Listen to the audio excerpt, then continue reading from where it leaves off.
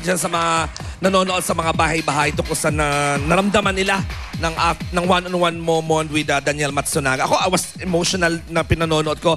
Bihira kasi yung lalaki na nagsasalita ng buong puso tapos ganun ka-emotional. And when you're talking to him, you really feel the sincerity. The sincerity is there, that it's not a put on, it's not for show, that he really still has real feelings for Heart. And I hope na with that interview, matapos na ang mga spekulasyon about the reason that they broke up, I think it hurts them more pagka nag-speculate ng mga tao. Hindi, ang problema kasi sinasabi lang nila personal Putting blame on one or the other. I think we should just respect the fact that it's over and that's why people date.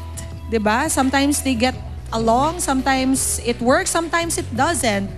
And we gotta thank Daniel Matsunaga for being very frank and being very upfront. Correct. Daniel, thank you for the trust that you put on Showbiz Central. Yes. Nice one, Mon. Yes. Tama. At ngayon, ito nga ang dami nag-react na Twitter ng at Showbiz_Central. Si at Brian Bautista, you're the man, Daniel. Your tears prove that you really love Heart. At wala naman kay at Chings F, sana maging sila ulit. Ikaw ba, Jeneline, pag iniyakan ka ng lalaki, May difference ba? Meron bang, makipagbalikan ka ba? Hindi pa. Kasi kanina, para sa akin pag iniiyakan ako ng isang lalaki, parang pakiramdam ko, mahal na mahal talaga ako. Diba? Makikita mo kung gaano ka kamahal ng isang lalaki. So kung meron man, kung humingi ng patawad, parang mapapatawad mo, parang gano'n, kahit may away kayo, gano'n. Well, depende. Depende pa rin.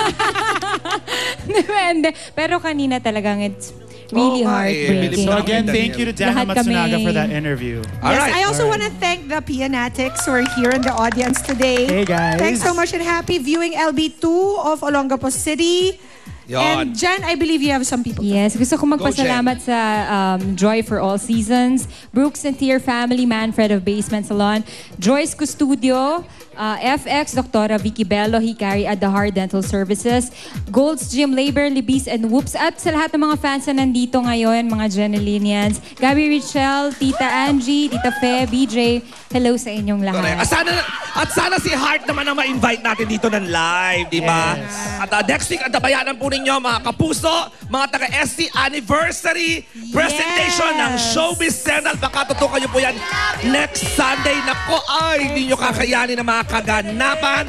At again, tomorrow, andyan po ako sa Clowns, Quezon Avenue and Zirco in Tomas Morato. At eto na, nako mga kapuso, nag-pictorial si Miss Julina Magdangal at si Miss Jean Garcia herself sa kanilang bagong palabas sa GMA News Channel. Narito po. Jean Garcia at Julina Magdangal sinagot ang mga issue bilang ina at asawa. Tulad na lamang ng pagkakalink ngayon ng dalagang anak ni Jean na si Jenica Garcia sa my beloved co-star nito na si Frank Magalona. Talaga? Tanungin ko siya. Hindi ko alam yon. Talaga? Baka naman barkada. Well, dalawa lang naman sila. Sana barkada. Eh, malay mo naman magbarkada silang dalawa. Kung may love life ang anak, kamusta naman ang ina? Hindi, dumidate lang. Dating, syempre, di ba? Oo naman, hindi naman sa magpapahuli, pero yung wala lang. Saka busy nga, be. Si Jolina naman bilang bagong Mrs. Mark Escueta ay aminadong di pa nakakapag-honeymoon kaya pinaplano nilang mag-asawa ang ituloy na ito this year. Una, sa Alaska, kasi gusto nga namin makita yung Northern Lights. Pangalawa, kung hindi man namin matimingan, kasi tatimingan mo talaga yun may month eh. Kung hindi man, gusto namin mag-train. Backpacker lang. Ay, sorry. Yung gano'n lang.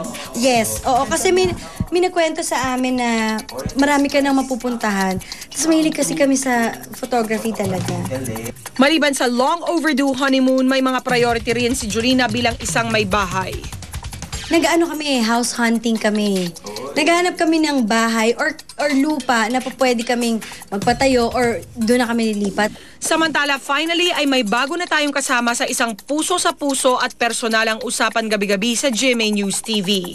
Dahil sina Jean at Julina na ang bagong hosts sa top-rating reality talk show na Personalan. Mag-handle ka ng totoong kwento ng buhay sa isang araw at iba-iba. ay hindi po magaan at biro. So I'm very happy about it at very excited. Ako sobrang happy kasi gusto ko siya. At least something different. At bilang bagong hosts ng personalan, natutuwa silang mabigyan ng pagkakataong makatulong sa kapwa kapusong may mga pinagdaraan ng pagsubok sa buhay. Ako gusto ko minsan maramdaman talaga sila eh. Para alam ko rin kung paano ko ibibigay sa kanila yung gusto kong sabihin. Kasi I think perfect timing para sa akin. Maganda, kaya kami natutuwa ni Jolina kasi yung show, yung konsepto ng show, puro sila problema, pero at the end of the day, natutulungan sila kahit paano ng show, 'di ba? Na maayos yung mga problema nila at yung mga sitwasyon nila sa buhay. So, it's very inspiring. It's very inspiring at saka talagang nakakatuwang alam mong nakakatulong ka sa iba't ibang klase ng tao.